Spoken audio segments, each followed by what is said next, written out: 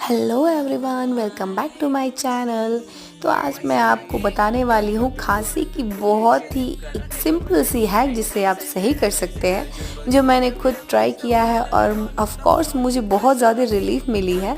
तो हमें क्या करना है, लेना है तवे को कर लेना है गर्म। गर्म करने के बाद हमें उस पर कुछ लौंग डालने हैं और लौंग डालने के बाद हमें उसे अच्छे से भून लेना है। और देखेंगे लौंग जो है हमारी वो थोड़ी मोटी हो जाएगी। उसके बाद हमें क्या करना है, उसका जो फूल का जो ऊपर वाला पार्ट होता है उसे निकाल के आप उसे खा सकते हो। ऑफ कोर्स आपको बहुत रिलीफ मिलेगा खांसी से। मैंने ट्राई किया, मुझे मिला है। और मेरे चैनल को सब्सक्राइब करें, लाइक करें, शेयर करें, कमेंट करें और बहुत सारा प्यार दें। Bye bye.